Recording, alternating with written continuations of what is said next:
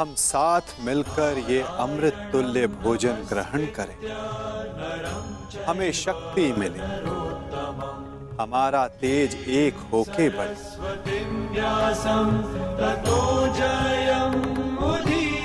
हमारा ज्ञान बढ़े, हमारे मध्य कोई विष न फैले, फैले तो केवल हमारा यश।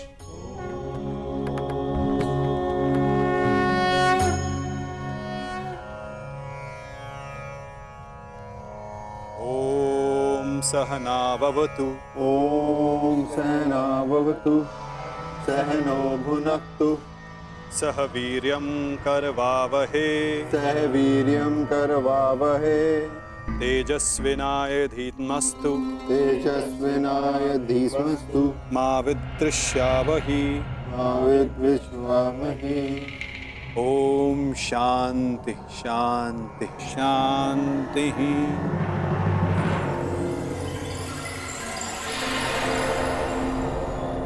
आओ भोजन प्रारंभ करें।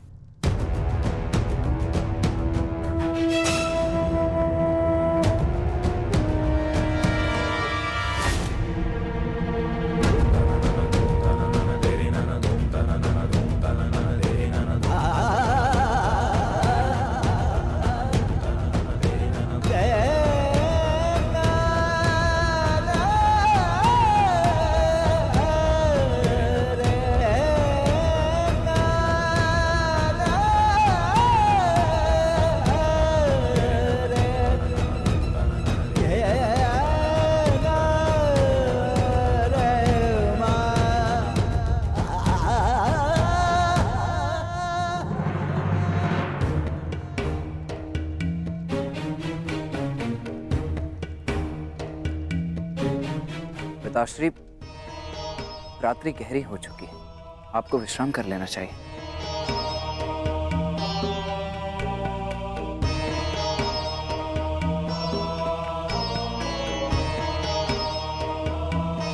विश्राम की आवश्यकता तो तुम्हें है पुत्र। कल इस महायुद्ध में तुम्हें अपना कौशल दिखाने के लिए प्रस्तुत जो होना है। कल मेरे लिए बहुत बड़ा दिन है कि मेरा पुत्र इतिहास के सबसे बड़े महायुद्ध में पदार्पण करेगा।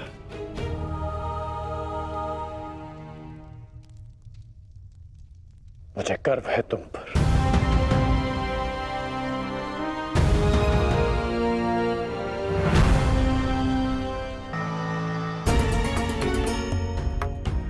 सब कुशल पार्थ? मैं तुम्हारे साथ हूं पार्थ। परंतु युद्ध में तो आप शस्त्र नहीं उठाएंगे। युद्ध में तो मैं अकेला ही रहूंगा माता।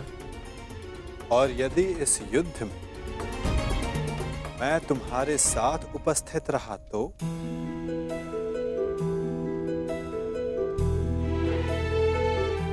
मुझसे अधिक भाग्यवान इस संसार में और कोई नहीं होगा।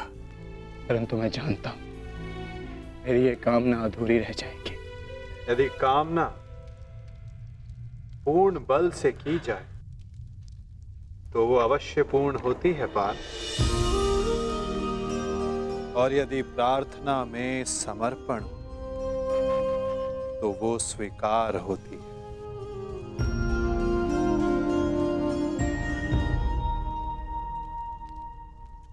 मैं आप सबके समक्ष एक घोषणा करना चाहता हूं।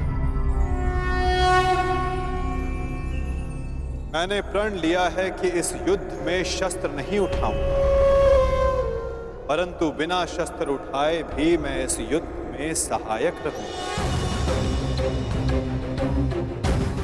मैं वासुदेव कृष्ण ये घोषणा करता हूं कि इस महायुद्ध में मैं उस योद्धा का मार्गदर्शन करूंगा जिसे इस युद्ध की दिशा निर्धारित करनी। ये युद्ध एक यात्रा है और इस युद्ध की यात्रा में मैं अर्जुन का सहयात्री बनूंगा। मेरे हाथ इस युद्ध में अस्त्र भले ही न थामे, परंतु अर्जुन के रथ के अश्वों की रास से अवश्य थामेंगे। मैं इस महायुद्ध महारथी अर्जुन के सारथी की भूमिका निभाऊंगा।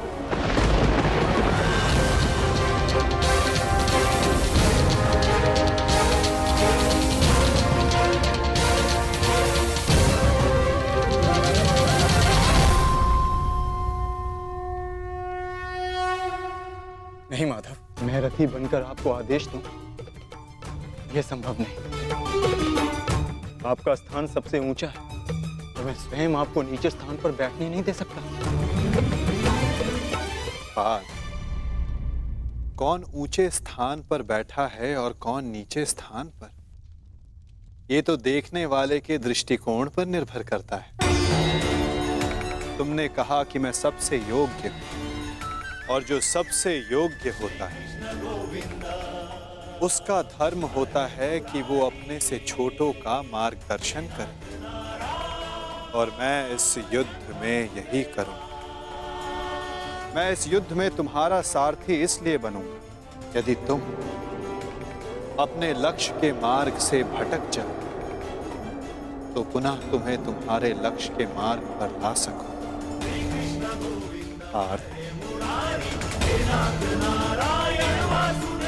मुझ पर विश्वास है ना? निष्ठा है माधव।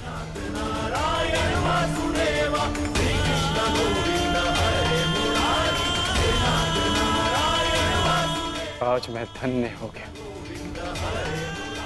जिसके सारथी आप हो। वो मार्ग कभी भटक ही नहीं सकता।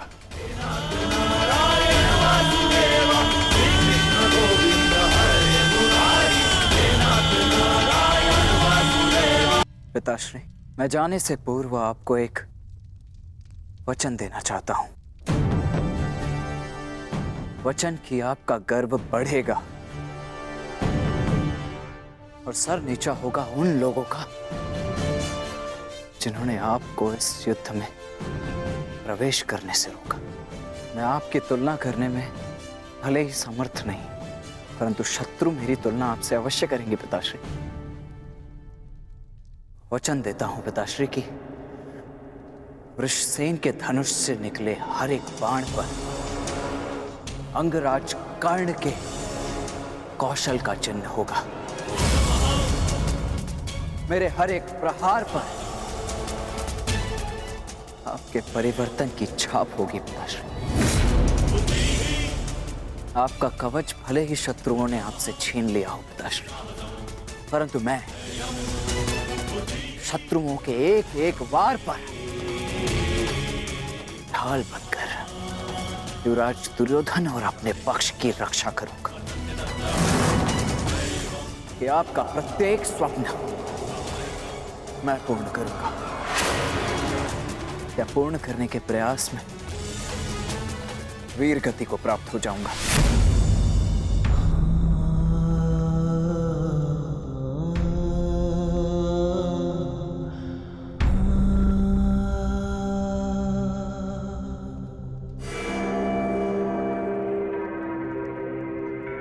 द्रोण शिष्य अर्जुन, द्रोण शिष्य अर्जुन के मन में मैं ये प्रश्न उत्पन्न कर दूंगा पिताश्री की, यदि अंगराज कर्ण का अंश उन पर इतना भारी पड़ रहा है तो तब क्या होगा जब स्वयं अंगराज कर्ण से उनका सामना होगा।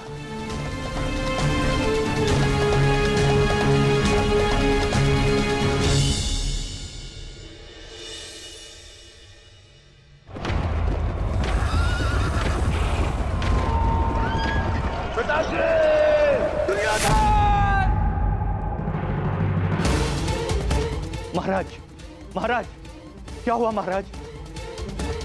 आप ठीक तो है ना? क्या आपने कोई दुस्वप्न देखा है? हाँ, क्योंकि कदाचित दुस्वप्न देखना मेरा प्रारब्ध हो गया है। परंतु संजय, तुम इस समय यहां कैसे? महाराज, महर्षि वेद व्यास जी पधारे हुए हैं आपसे मिलने के लिए। वही समाचार लेकर आया था, किंतु ऐसी स्थिति में मिलना क्या उचित होगा महाराज? महर्षि,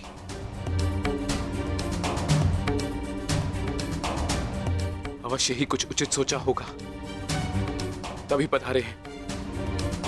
उन्हें सादर अंदर ले आओ संजय। जैसी आज्ञा महाराज।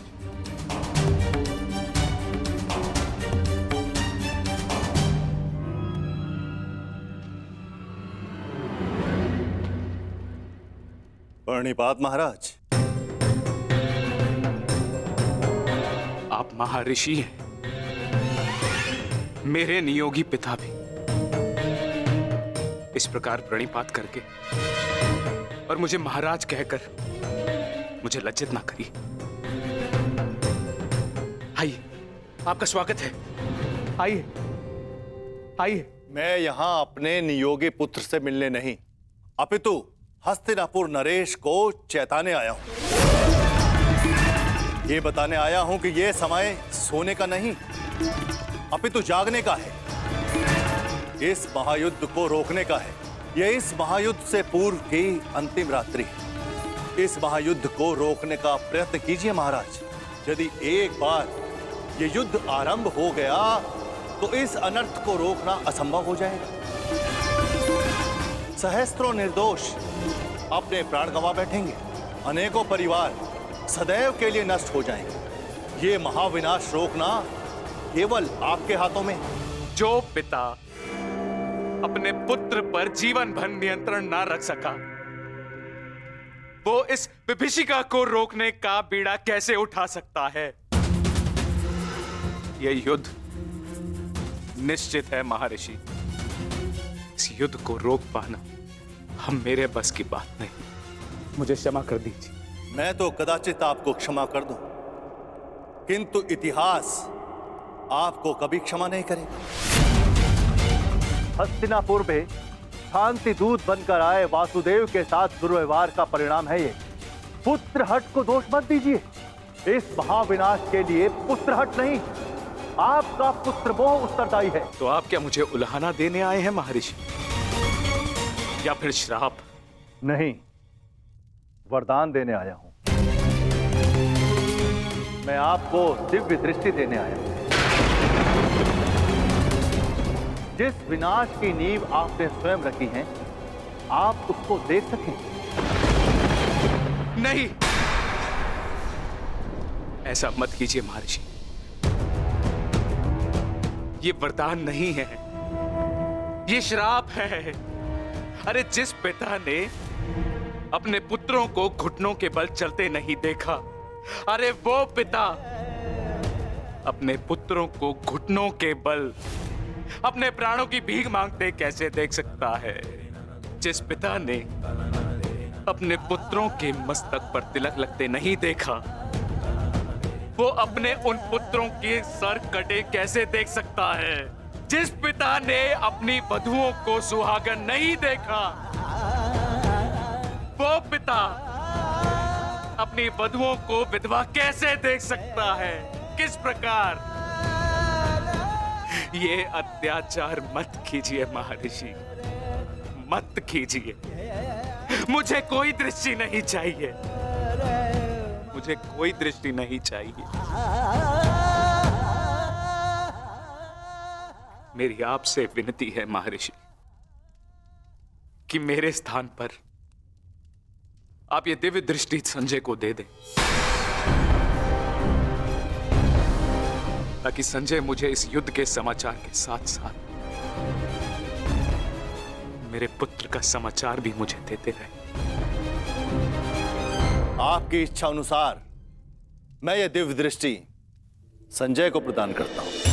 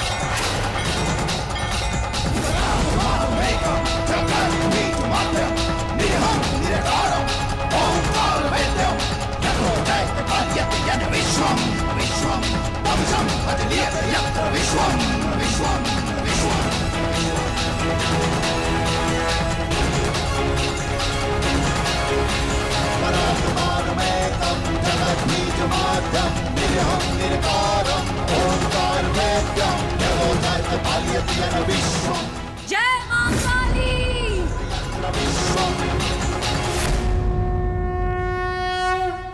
अपना सर्वश्रेष्ठ प्रदर्शन करना पुत्रों। अपने पिताओं की प्रतिज्ञा को स्मरण रखना और अपनी माता के अपमान को मत भूलना।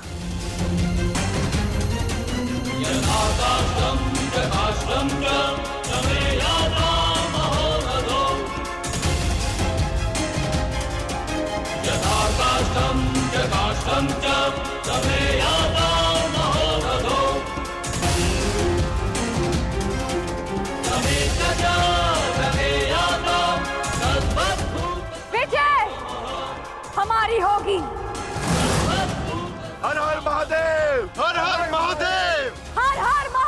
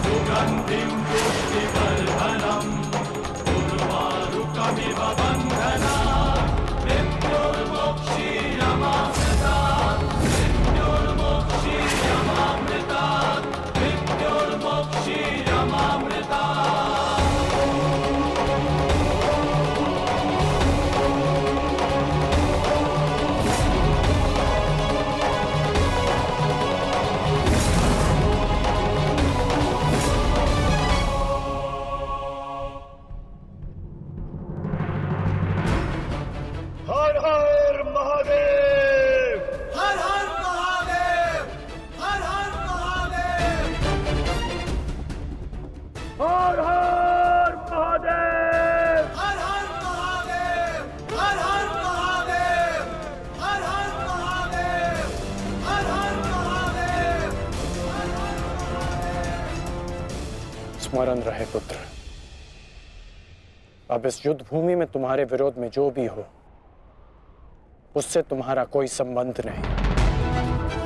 तुम्हारा संबंध केवल तुम्हारे कर्तव्य और तुम्हारे लक्ष्य से है।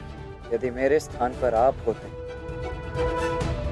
तो क्या आपके लिए ये स्वीकार कर लेना इतना ही सरल होता पिताश्री? सत्य कहूं तो सरल नहीं होता, विशेषकर तब जब मुझे ज्ञात हो गया है कि पांडवों से मेरा रक्त संबंध है। किंतु पुत्र, मैंने सदैव एक बात को माना है कि आपको आपके वचन पर अडिग रहना चाहिए। तुमने युद्ध चुना है, परंतु युद्ध क्या परिणाम चुनेगा ये उसका अधिकार है। तुम्हारा अधिकार केवल अपने कर्म और अपने कर्तव्य पर है। इस युद्ध में अपना सर्वश्रेष्ठ प्रयास करना।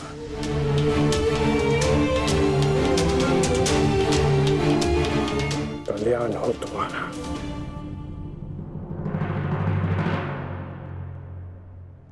हर हर महादेव, हर हर महादेव, हर हर महादेव।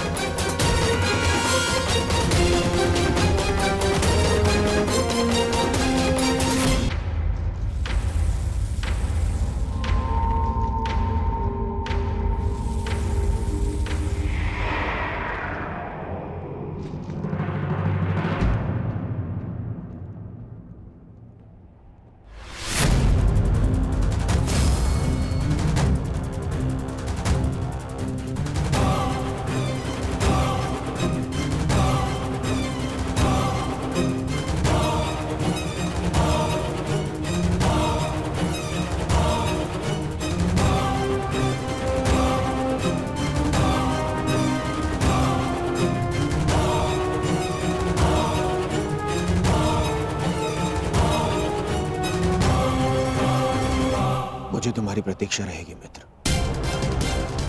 और मुझसे भी अधिक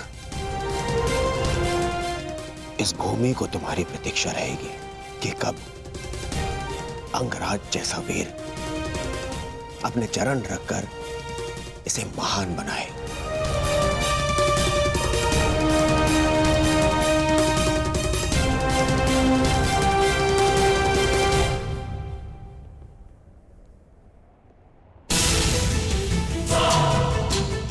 सुरक्षित रहना।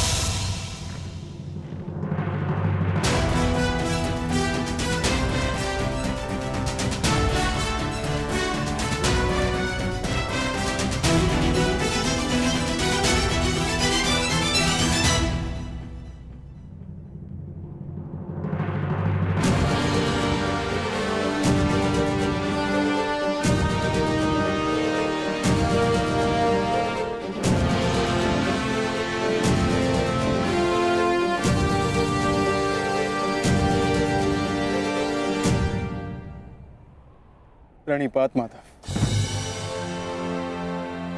कल्याण वस्तु। आओ पार्थ, रथ पर आरूढ़ हो जाओ।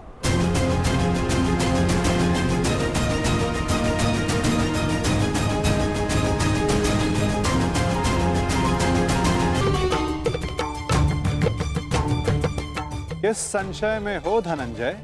विचरण करने का समय जा चुका है, अब केवल पुरुषार्थ करने का समय है। मुझे ज्ञात है माधव, किंतु परंतु मोल भाव, ये लक्षण व्यापारियों के होते हैं पार्थ। धर्म युद्ध के योद्धाओं के लिए ये शब्द निरर्थक हैं। पाप नाशनी गंगा बहती जाती है, किंतु परंतु नहीं करती। अंधकार नाशक सूर्य किंतु परंतु नहीं करता। और अधर्म का नाश करने को सज्ज अर्जुन की तुनीर में भी इन संदेहों का कोई स्थान नहीं। तुम्हारा सारथी युद्ध में तुम्हारा मार्गदर्शन करने को सज्ज है पार्थ। आओ, अपना स्थान ग्रहण करो।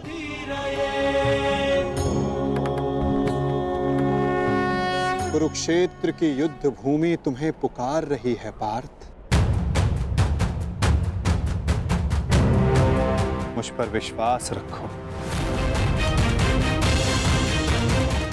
आपसे अधिक विश्वास तो मुझे स्वयं पर भी नहीं है माधव। और मेरे लिए महत्वपूर्ण ये है कि तुम स्वयं पर विश्वास रखो।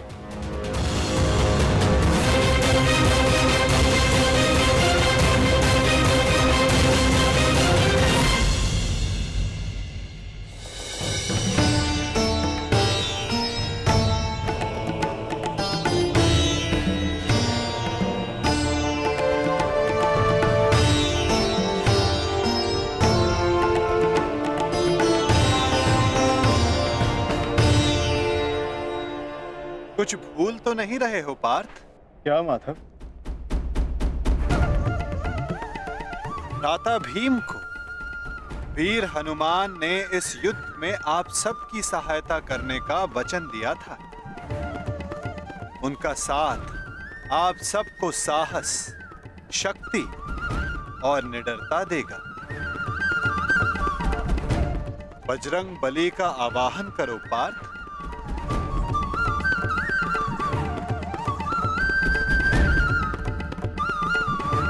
मैं कुंती पुत्र अर्जुन, पवन पुत्र, ज्येष्ठ भ्राताश्री महाबली हनुमान का आवाहन करता हूं।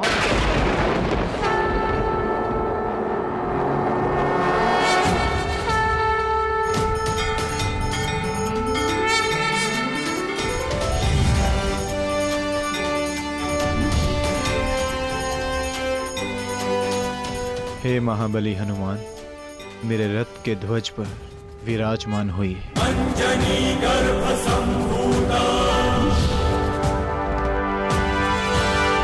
कपिंद्र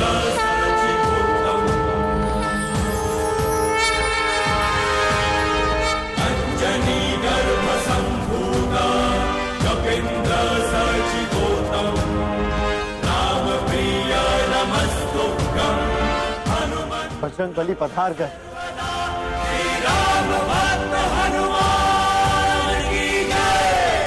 महाबली हनुमान की जय। बजरंग बली हनुमान की जय।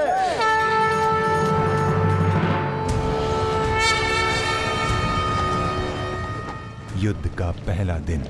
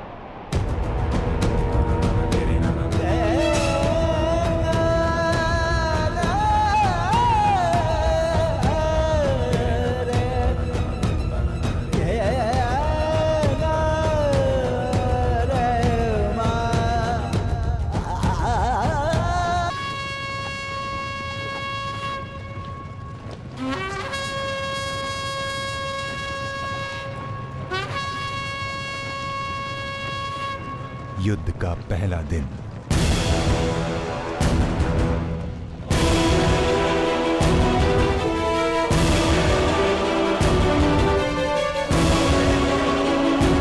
युद्ध प्रारंभ करने की आज्ञा है धर्मराज।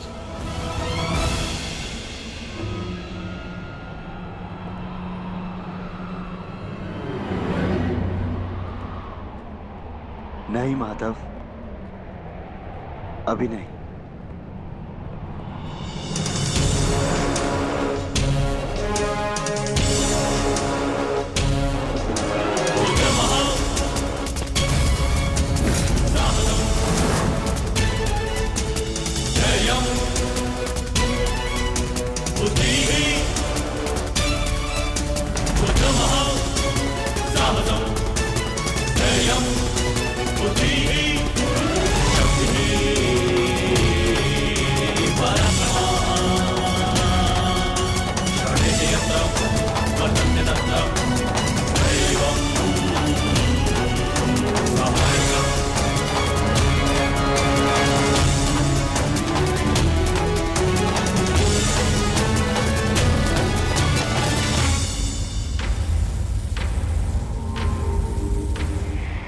ज्येष्ठ, ये युधिष्ठिर हमारे समक्ष क्यों खड़ा है?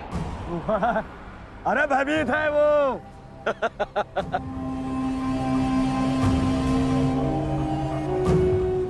हमारी सेना को देख के कदाचित भयभीत हो गया है ये युधिष्ठिर। इसे सत्य का ज्ञात हो गया है। इस युद्ध में इसे विजय नहीं मिल पाएगी। समझ रहे वो छलिया जिस युद्ध के लिए हमें भयभीत कर रहा था, वो युद्ध प्रारंभ होने से पहले ही समाप्त होने जा रही है।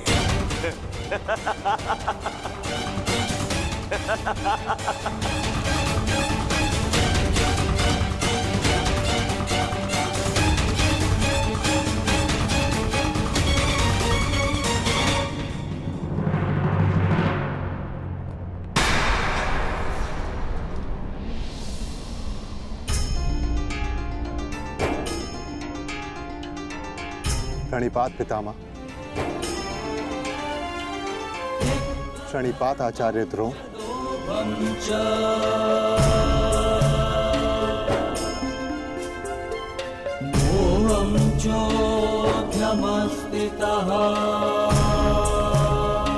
और उन सबको भी प्रणिपात जो आयु में, ज्ञान में, अनुभव में मुझसे बड़े। और मैं उन सबका अभिनंदन करता हूं जो एक योद्धा होने का कर्तव्य निभाने के लिए इस कुरुक्षेत्र में पधारे हैं। मैंने सदैव अपने बड़ों से सीखा है कि कोई भी कार्य आरंभ करने से पूर्व बड़ों का आशीर्वाद अनिवार्य है। और मैं अपने सभी भ्राताओं की ओर से पितामह आचार्य द्रोण के साथ सभी बड़ों से आशीर्वाद देने की प्रार्थना करता हूं।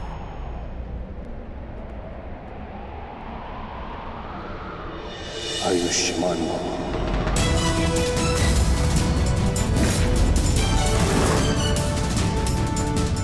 तुम्हें अपने पराक्रम का फल प्राप्त हो युधिष्ठिर।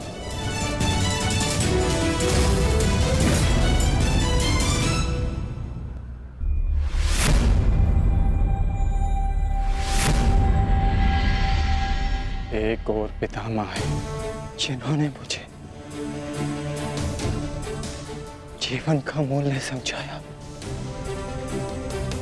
और दूसरी ओर गुरुद्रोण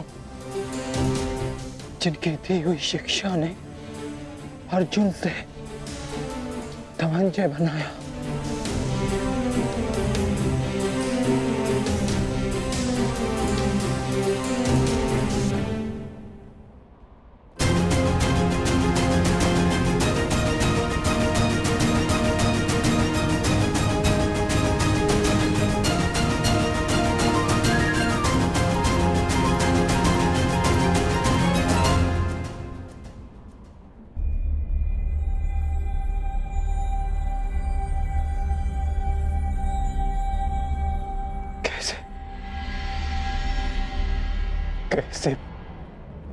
कैसे प्रहार कर पाऊंगा मैं इन पर?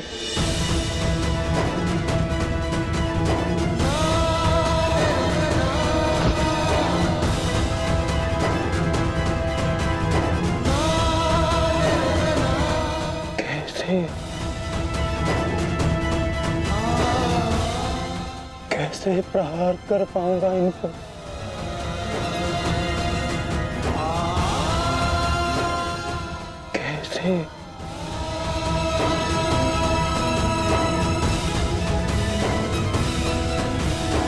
क्या हुआ पार्थ?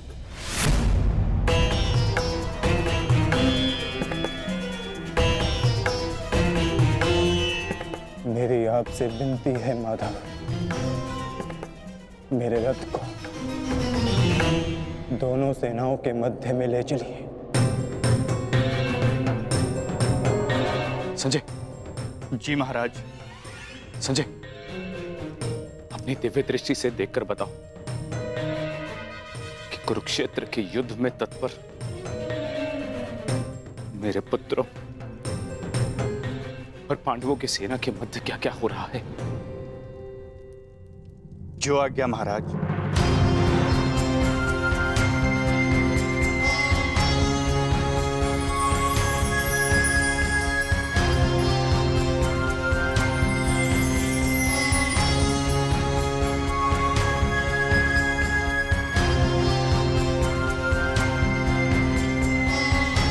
गांडीवधारी राजकुमार अर्जुन के सारथी बने वासुदेव श्री कृष्ण से राजकुमार अर्जुन रथ को दोनों सेनाओं के मध्य में ले जाने की आग्रह कर रहे हैं महाराज। परंतु क्यों पार्थ? ये समय तो दूसरे पक्ष की सेना को तहस नहस कर देने का है, फिर क्यों तुम रथ को दोनों सेनाओं के मध्य में ले जाने की विनती कर रहे हो? युद्ध से पूर्व मैं दोनों सेनाओं का निरीक्षण करना चाहता हूं। क्या तुम वही अर्जुन हो पार्थ जिसे लक्ष्य संधान के समय पेड़ से बंधी चिड़िया की आंख के अतिरिक्त और कुछ नहीं दिखाई देता था, और आज वही अर्जुन पूरी रणभूमि का निरीक्षण करना चाहता है? बड़ी विचित्र बात है। हाँ माधव,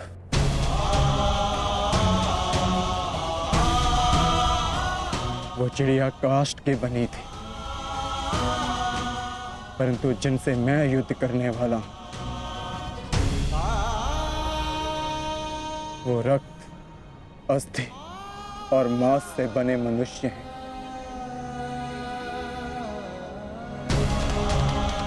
जिनमें प्राण है और सबसे बड़ी बात, उनमें मेरे संबंध बसे हैं। युद्ध आरंभ होने से पूर्व मैं ये देख लेना चाहता हूं कि किसके वध से धर्म की स्थापना होगी और किसकी मृत्यु से मन में अधर्म का अनुभव होगा। और इस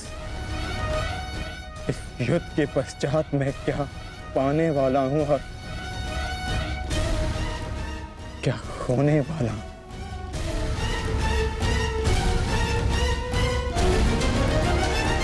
तुम एक योद्धा हो अर्जुन, और तुम यहां अधर्म का बलिदान लेने आए हो, या स्वयं को धर्म पर बलिदान देने के लिए। और एक बलिदानी क्या पाएगा क्या खोएगा, उसकी गणना नहीं करता। बात मेरे बलिदान की नहीं है माधव। इस युद्ध में सहस्त्रों के प्राण दांव पर लगे हैं, और मैं ये निश्चित करना चाहता हूं कि कुरुक्षेत्र में मैं अधर्म का नाश करने जा रहा हूं या फिर धर्म की हानि भी करने जा रहा हूं। नाश और निर्माण की शक्ति केवल विधाता के पास होती है पार्थ। मनुष्य विनाश या विध्वंस नहीं करता। मनुष्य तो केवल ईश्वर का निमित्त मात्र होता है। निमित्त होकर यदि वो विनाश और विध्वंस का उत्तरदायित्व स्वयं पर ले, तो उससे केवल अहंकार का जन्म होता है पार्थ, जो ये मानता है कि वो कुछ नहीं कर रहा। उसी के हाथों महान कार्य संपन्न होते हैं।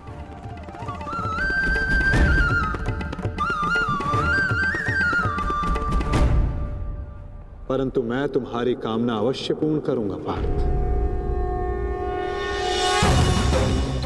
क्योंकि बलिदान भी एक प्रकार का दान होता है, और जिस दान को देने से पूर्व हाथ कांपे,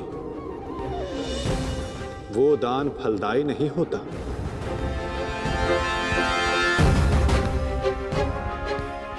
आओ पार्थ, मैं तुम्हें युद्ध भूमि के मध्य ले चलता हूं।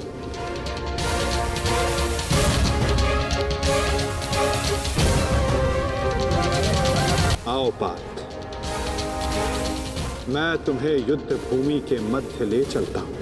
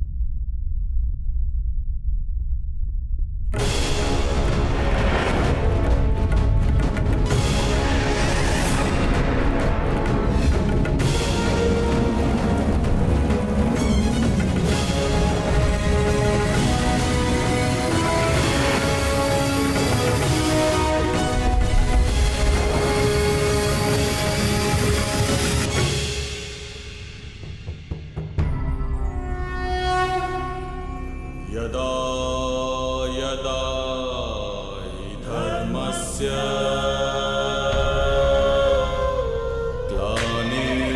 ग्लानिर्भवति भारत अभ्युत्थानं धर्मस्य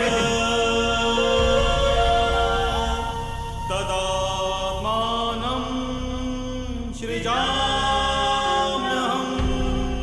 जिस प्रकार तुम कर्तव्य और कर्म के मध्य खड़े हो, उसी प्रकार तुम अब दोनों सेनाओं के मध्य खड़े हो पार्थ।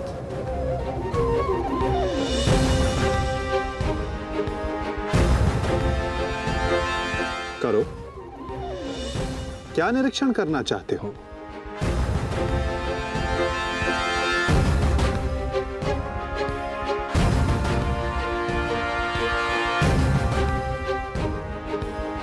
क्या हुआ पार्थ? ऐसा कौन सा भाव है जो तुम्हारे मन को विचलित कर रहा है? ऐसा कौन सा प्रश्न है जिसका उत्तर तुम्हें नहीं मिल रहा? यदि पूछोगे नहीं तो उसका समाधान कैसे पाओगे पार्थ? मैं जानता हूं तुम यही सोच रहे हो ना कि क्या यह युद्ध अनिवार्य है? क्या इतने योद्धाओं का वध, इतने जनों की हानि अनिवार्य है? क्या ये सब कल्याण के लिए है भी या नहीं? है ना पार्थ? यही विचार मेरे मन को विचलित किए जा रहे हैं माधव। क्या वास्तविकता में यह युद्ध अनिवार्य है? क्या राज्य, धारा, संपत्ति, ये सब पाने के लिए अपनों का वध करना धर्म है? क्या एक योद्धा का यही कर्तव्य है? बताइए, उत्तर दीजिए माधव।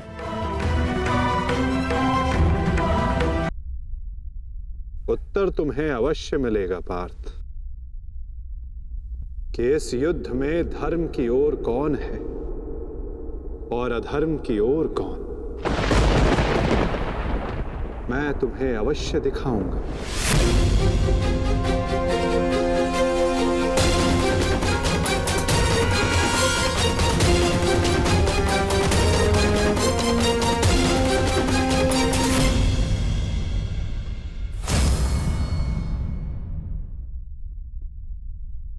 ये है वो हस्तिनापुर युवराज दुर्योधन जिसे रक्त रंजित करने की कल्पना मात्र से तुम्हारा मन डोल रहा है पार्थ। ये वही युवराज दुर्योधन है जिसकी कुदृष्टि सदा तुम्हारे परिवार पर डोलती आई है पार्थ। स्मरण है पार्थ? ये वही है जिसने पांचाली को भरी सभा में वैश्य सिद्ध करके अपनी जंघा पर बैठने का निमंत्रण दिया था।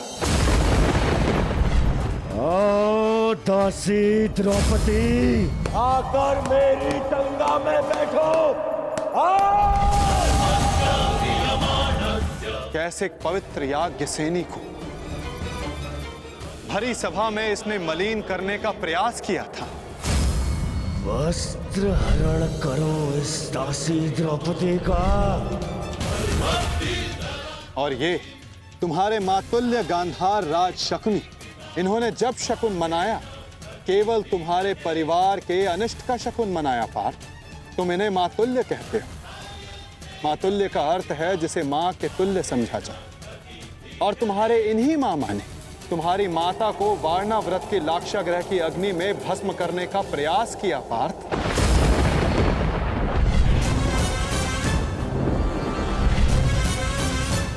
और वो जो ऊंची दृष्टि करके खड़ा मध्यांध दुशासन, स्मरण करो पार्थ, कैसे वो द्रौपदी को उसके केशों से खींचकर भरी सभा में लाया था।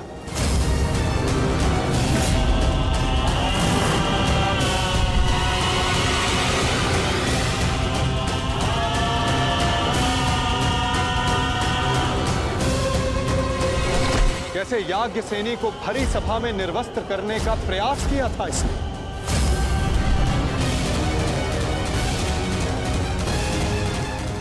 क्या तुम ये सब भूल रहे हो पार्थ? ये है महामहिम भीष्म, द्रोणाचार्य, अश्वत्थामा।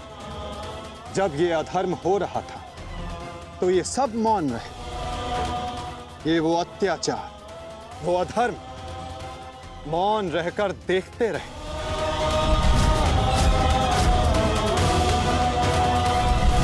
स्मरण करो वो वनवास, वो अज्ञातवास जिसने तुम्हें तुम्हारा पौरुष त्याग कर बेहनल्ला बनने को विवश किया।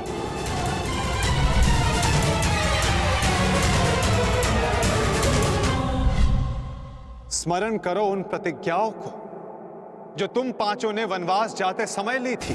13 वर्ष पश्चात हम फिर लौटेंगे और इस बार आज्ञा नहीं, हम अपना अधिकार लेंगे। मैं प्रतिज्ञा लेता हूं कि पांचाली के अपमान पर अट्टहास करने वाले इन 100 कौरों को मैं अपने इन हाथों से यमलोक भेज दूंगा। ये मत समझना कि वन में हम विश्राम करेंगे दुर्योधन। हर पल प्रतिशोध की अग्नि में जलेंगे और जब लौटेंगे तो इतने बाण बरसेंगे, अंधकार छा जाएगा हस्तिनापुर के भविष्य पर, महायुद्ध होगा। जिस प्रतिशोध के लिए तुम सब ने 13 वर्ष तपस्या की, आज उस प्रतिशोध की अग्नि क्षीण हो गई है। जिन अस्त्रों को तुमने इस युद्ध के लिए सहेजा, क्या उन अस्त्रों को संधान करने का संकल्प तुम्हारा हृदय त्याग चुका है पार्थ? क्या अब तुम्हें यह युद्ध अनिवार्य प्रतीत नहीं होता पार्थ?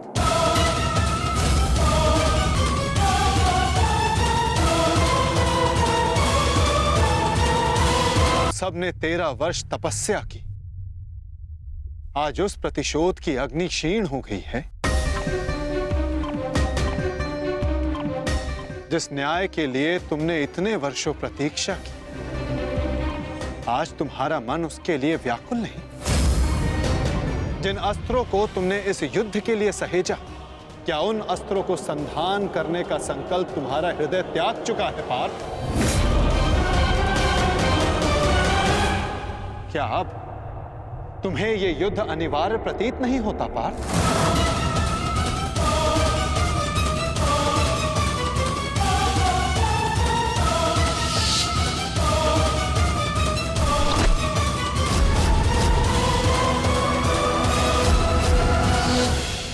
हाँ माता,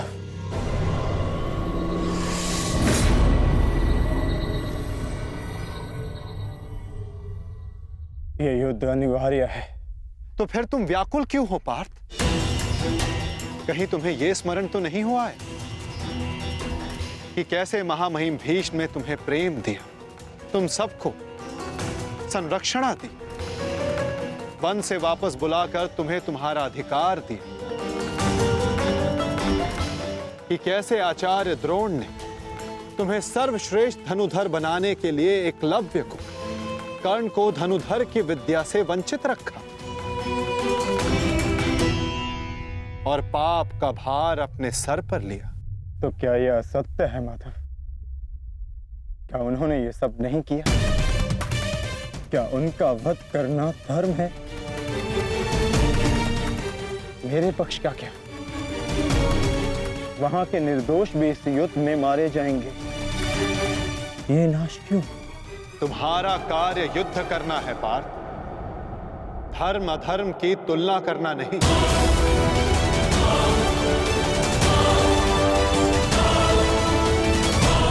और केवल विपक्ष ही नहीं, तुम्हारा स्वयं का पक्ष भी तुम्हें दुर्बल बना रहा है। वहां भी सर्वत्र धर्म नहीं है पार्थ।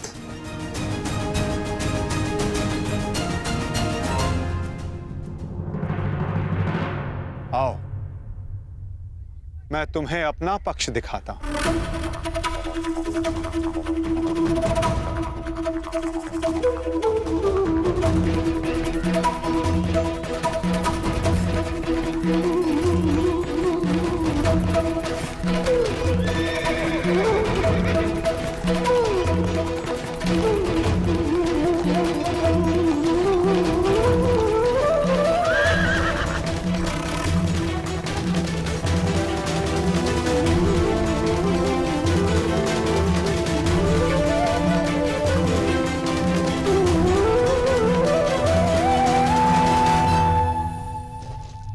देखो अपने भ्राता युधिष्ठिर को,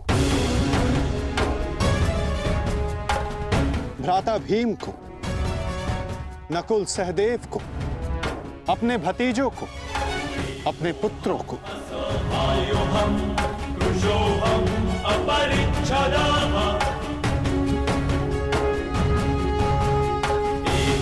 तुम्हें क्लेश है, कि इनमें से ना जाने कौन कौन काल कलवित होगा।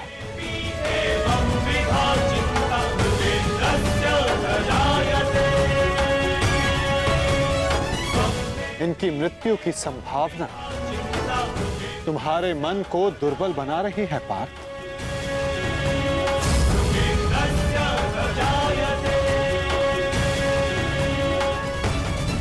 परंतु पार्थ, क्या ये वास्तविकता में धर्म के पक्षधर हैं? तुम्हें प्रतीत होता है कि ये सब निरपराध मारे जाएंगे। तो बताओ, कौन है जो अपराधी नहीं, जो दोषी नहीं? यदि युधिष्ठिर स्वयं का अधिकार राज्य पर मानते हैं, तो इसमें दुर्योधन का क्या दोष?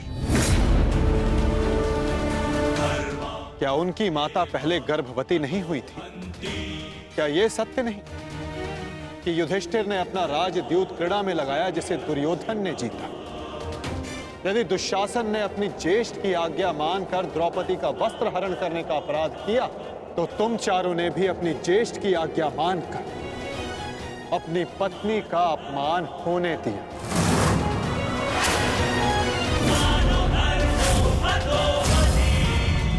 जिस कर्ण ने अपने कौशल से अपनी श्रेष्ठता सिद्ध की, उसे बार बार सूत पुत्र कहकर पुकारना क्या भीम का अपराध नहीं था? द्यूत क्रीड़ा के नियम जानते हुए भी युधिष्ठिर ने उसका प्रस्ताव स्वीकार किया। क्या यह युधिष्ठिर का अधर्म नहीं था? तो बताओ पार्थ, कहां धर्म है और कहां अधर्म? कौन दोषी है और कौन निर्दोष? बोलो पार्थ।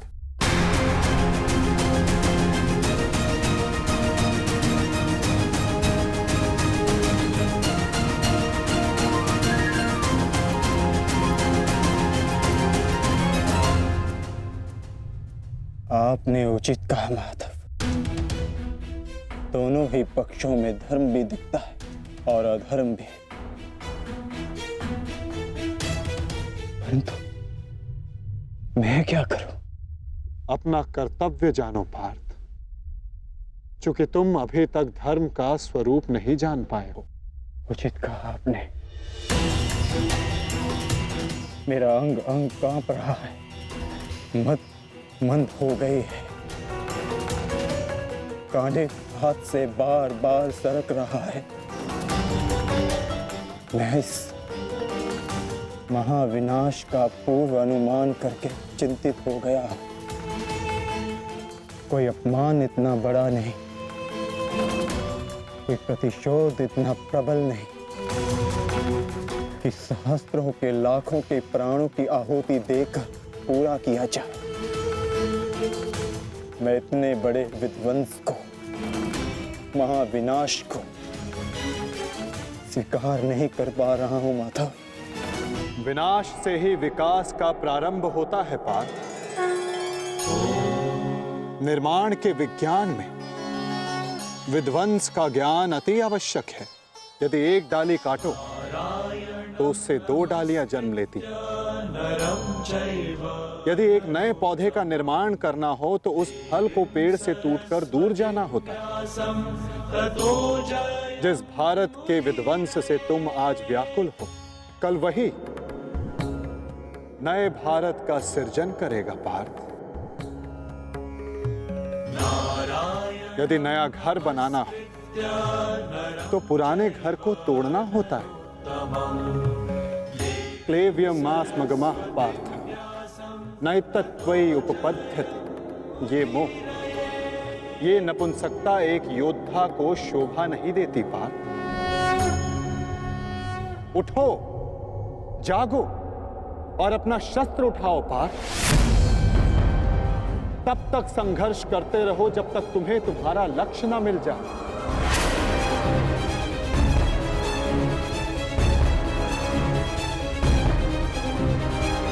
शस्त्र उठाओ? कैसे कैसे शस्त्र उठाऊं माधव?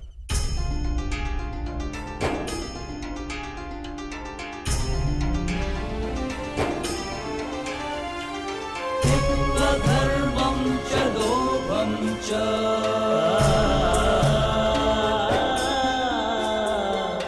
मोहं चोऽभ्यमस्थितः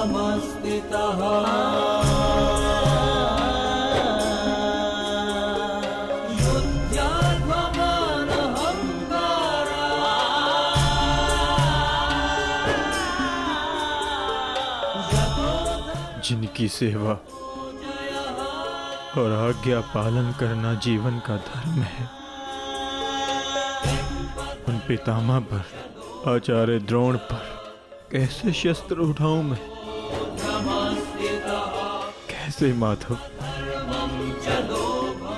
ये कौरव है तो मेरे भाई ही ना, सबकी धमनियों में एक ही रक्त है। इन्हें मारकर इंद्रप्रस्थ तो क्या, इंद्रलोक भी मिले तो क्या लाभ?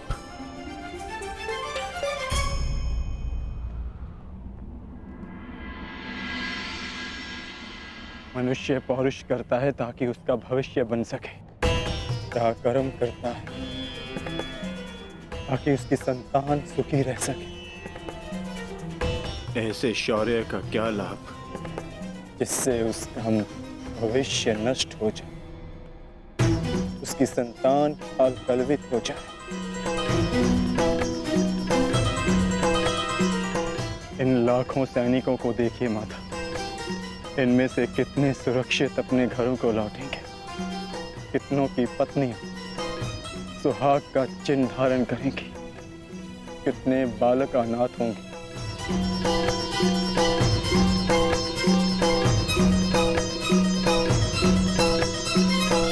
कौन बचेगा उन्हें धर्म और भविष्य सिखाने के लिए? मैं देख रहा हूं माता, इस धर्म युद्ध के पश्चात अधर्म और भी बढ़ेगा। कुरुकुल का ही नहीं, पूरे भारत का विनाश हो।